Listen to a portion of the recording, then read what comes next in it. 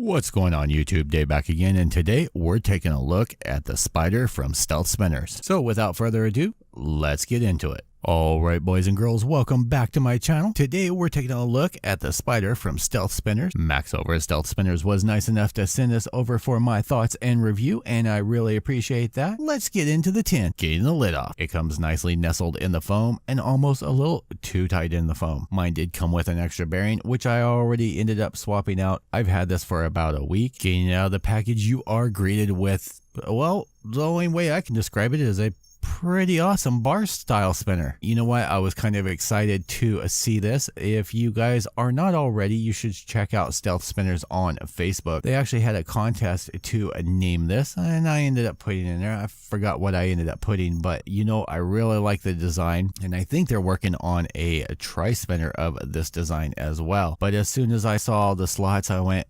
ooh, things to fill up. Now right in here, I do have a super stealth spinner bearing.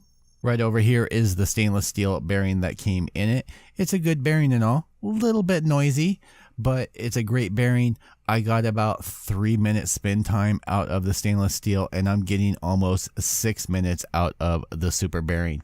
And I haven't cleaned them. I haven't done anything to them. Now, one of the things that's really cool is, as you can see, even without being in sunlight, it gives you some great effect. It's going to look even better once you get some Trits installed. I actually have some on order, so I hope to be able to get those in at some point and do a recap on this. Let's do like we usually do and get a real up close view on this and let you see what makes this thing tick. All right, boys and girls, here we are all up and close. Now, I'm not sure if I said this in the beginning, but this is in stainless steel. It has a little bit of weight to it, but because it is a bar style spinner, but it has these hollow sections, it feels light, almost like a titanium style spinner. Now taking a look at each of the arms on each side has 3 slots here.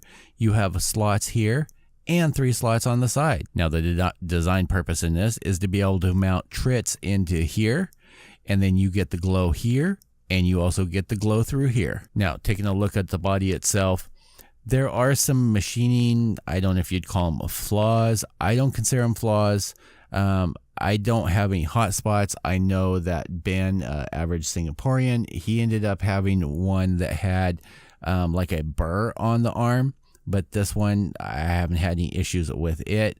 There is a roughish texture to it, and you can see the CNC machining or grind work that's on there where they ended up cleaning it up. But for myself, I haven't found any hot spots on here. The only one that people might consider hot is right here on this elbow, but it's not sharp. It doesn't cut me. It doesn't poke me. It's just there. Taking a look at the buttons, each one of the buttons has the Stealth logo on there.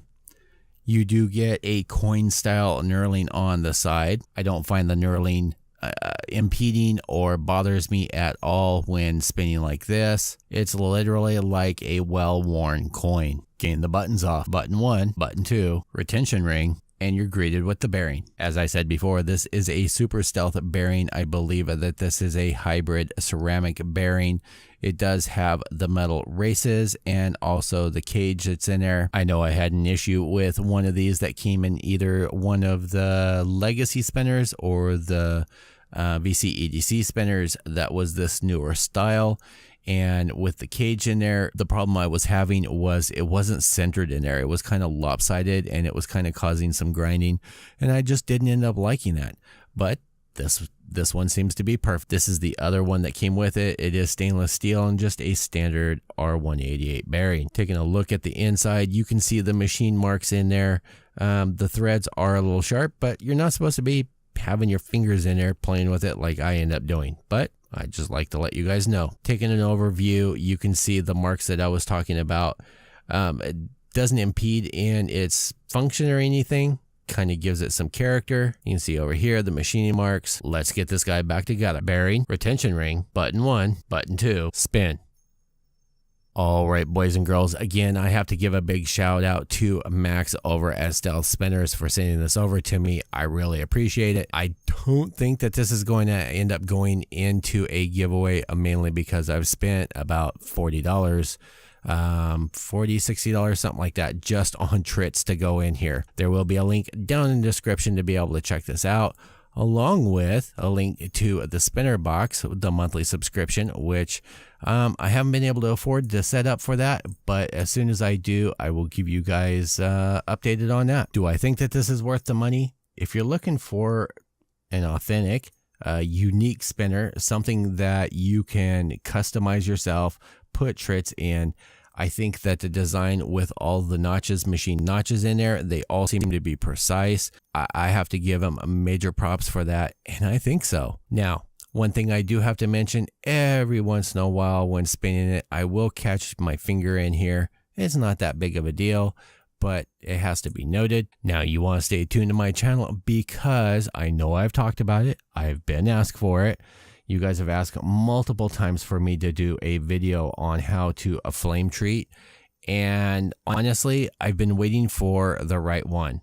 I know that I have something like this, which is the Tritium. It's huge, it's big, it would look beautiful flamed up, but it's going to take a lot of gas. It's going to take a lot of time. And I want to be able to do something perfect for you guys. And this guy is going to be perfect for that. I think between a flame treatment, if I can get a nice blurple on here, and then with the trits in here, I got blue to go in here. Now you guys are going to ask, is there any wobble? There's not really any wobble. I'm not getting any, and you can kind of see on there, I'm not really getting any wobble. You do get some flutter. It is a bar spinner. You're going to get some flutter going back and forth. The only thing that I've ended up happening is not paying attention and just messing with it a lot, and these buttons will back out of themselves. Speaking of the buttons, I think they're really comfortable. You have this groove that's in here and between this outer edge.